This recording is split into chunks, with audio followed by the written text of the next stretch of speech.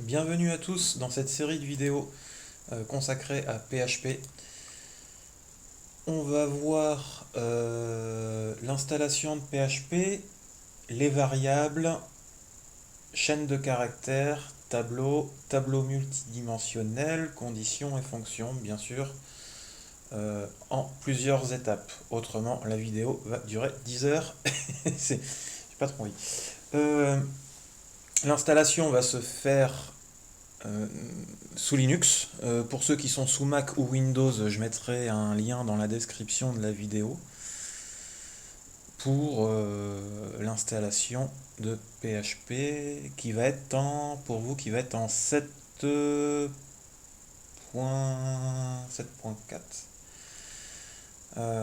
Pour moi, par 7.3. Bon, moi, PHP est déjà installé sur ma bécane. Mais je vais quand même vous montrer la ligne de commande pour installer ce fameux langage. On va d'abord se rendre dans le terminal. J'ai essayé de grossir là pour que ce soit un peu plus lisible pour vous. Donc vous pouvez taper la racine php apt install php. Je le fais pas, je vous dis, parce que moi il est déjà installé, hein, donc ça sert à rien. Enfin, je peux le faire, hein, entrer, voilà. Ah oui, c'est pas php apt install php. Je me dis déjà, voilà, tant mieux que j'ai tapé entrée. C'est sudo. Voilà, sudo apt install php. Il vous demande votre mot de passe. Vous mettez votre mot de passe. Voilà, moi il va me dire que j'ai déjà PHP 7.3. Hop. Pour voir si tout. Vous voyez, il va vous demander si vous voulez oui ou non libérer tant de place pour forcément faire l'install. Vous lui dites oui. Pour voir si tout cela s'est bien passé, vous faites un php-version. Voilà, moi je suis en 7.3 et vous allez être en 7.4. C'est super. Tout va bien. Donc c'est parti. Je suppose quand même que oui, vous avez un IDE. Hein, il faut. Pour ma part, j'utilise voilà, Visual Studio Code. On va se rendre déjà dans un document. On va créer un dossier qu'on va appeler tuto PHP, par exemple.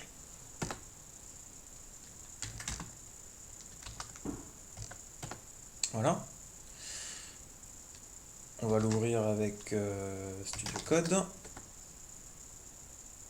Code, peut-être, tout simplement. Comme ça. Ok. Voilà, c'est parti.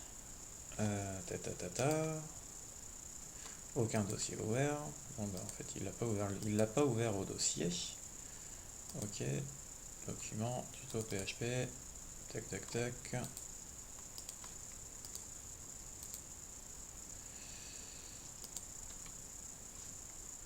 Ok. Voilà, tuto PHP. Il est là. Donc, on va commencer à faire notre premier affichage. Alors, soit via le terminal directement, ou, euh, ou dans dans un onglet du navigateur. Pour ce faire, on va faire un petit fichier qu'on va nommer index.php. Voilà, c'est cool, il y a le petit éléphant qui s'est mis là.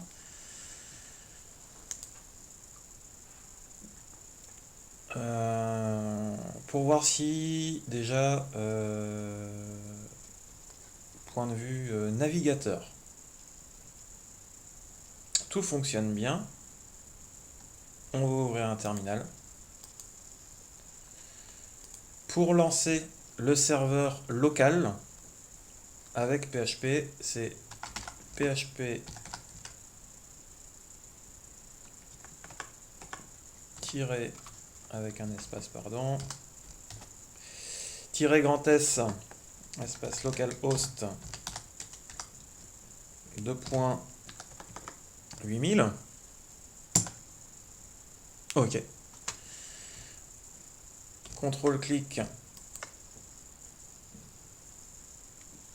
Oh, bon, ça s'affiche. C'est tout blanc. C'est beau, c'est magnifique. Apparemment, ça fonctionne. Juste pour vérification que ça fonctionne, on peut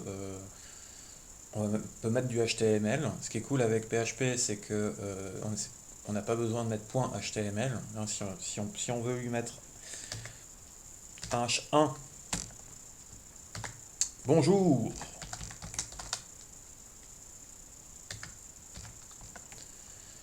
Je sauvegarde.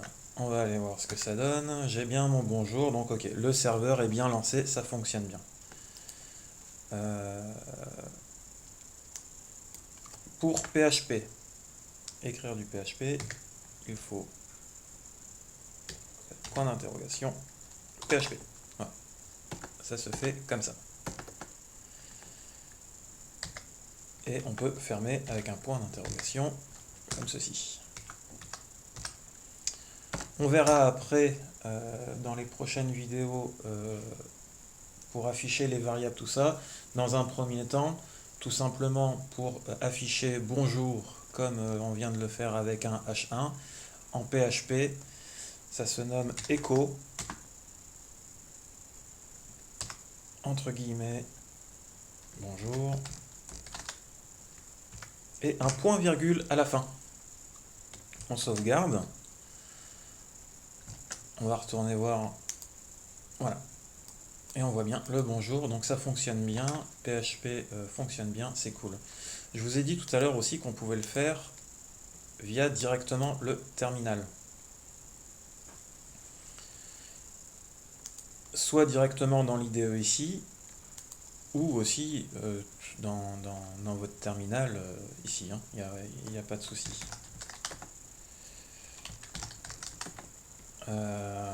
En appelant le fichier. Donc là en l'occurrence PHP. Et on appelle le fichier qui se nomme index.php.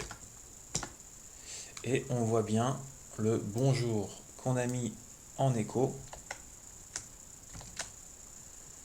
ici. Et vous avez remarqué que le écho ne s'affiche pas. Le écho sert juste à faire un appel. Comme dans le HTML, H1, le H1 on le voit pas forcément. Ça fonctionne aussi du même principe, là ici directement dans le terminal de l'IDE,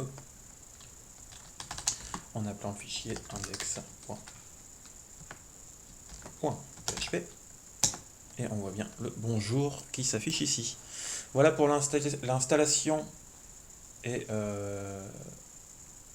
voir première utilisation de PHP pour l'affichage, voir que tout se passe bien, PHP est bien installé, il n'y a pas de souci. On va pouvoir passer à la suite.